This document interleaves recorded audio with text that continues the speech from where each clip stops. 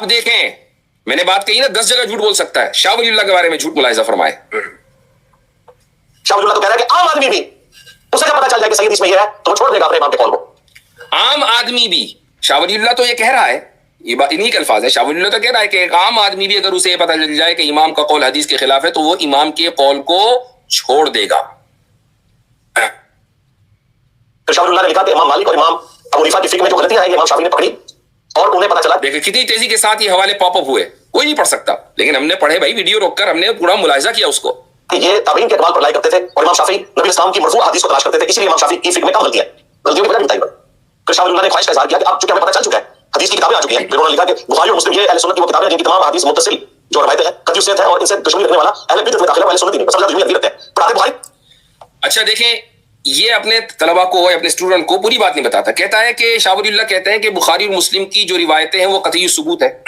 ٹھیک ہے, شاہ ولی اللہ کی رائے ہے, حالانکہ یہ رائے موسٹ پاپولر رائے نہیں ہے, میں ابھی ثابت کروں گا کیسے نہیں ہے. لیکن شاہ ولی اللہ یہ تو نہیں کہتے کہ قطعی الدلالہ بھی ہیں. اگر یہ کہتے ہو کہ قطعی الثبوت بھی ہیں, صحیحین کی روایتیں قطعی الدلالہ بھی ہیں, تب آپ یہ کہہ سکتے ہیں کہ بھئی صحیحین کی کسی ایک روایت کی خلاف ورزی ممکن ہی نہیں ہے. آپ صحیحین کی کسی روایت میں وہ تعویل بھی نہیں کر سکتے, منسوخ بھی نہیں قرار دے سکتے ہیں. قطعی الثبوت ہے, قطعی الدلالہ ہے. قطعی الدلالہ تو کوئی کہتا ہی نہیں ہے, سلفی بھی نہیں کہتے ہیں. اب یہاں بات کیا ہے کہ شاہ ولی اللہ نے کہا کہ عام آدمی بھی یہ اسکین دکھایا ہے, یہ صفحہ دکھایا اور پاپ اپ ہوا چلا گیا. اس پورے صفحے میں کہیں بھی, یہاں تک کہ جہاں یہ جو لائن لکھی ہوئی, یہ جو لائن انہیں کھینچی ہوئی ہے, وہاں پر بھی پورے کہیں بھی عام آدمی کے تعلق سے شاہ ولی اللہ نے کوئی بات کہی نہیں ہے.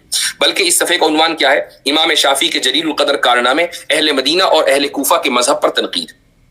اب امام شافعی نے اہل کوفہ کے مذہب پر کیا تنقید کی ہے وہ اس کے اندر آ گئی. بالکل ٹھیک ہے, وہ امام ہے, ان کو حق ہے تنقید کرنے کا, ہمیں کوئی مسئلہ نہیں ہے.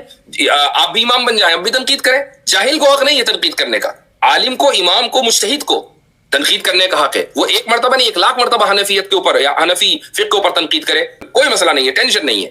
لیکن شاہ صاحب کی عام لوگوں کے بارے میں کیا رائے ہے, اصل میں یہ دوسری جگہ لکھا ہوا ہے. یہاں تک کہ مرزا کی پہنچ نہیں ہے. عقد الجید فی احکام الاجتہاد والتقلید, یہ ہے امام الہند شاہ ولی اللہ محدث دہلوی کی کتاب. کہتے ہیں عام آدمی کا مسلک, یہ بات اپنے احاطہ علمی میں لے آئیے کہ عام آدمی کا کوئی فقہی مسلک معین نہیں ہوتا, اس کا مذہب صرف مفتی کا فتویٰ ہے.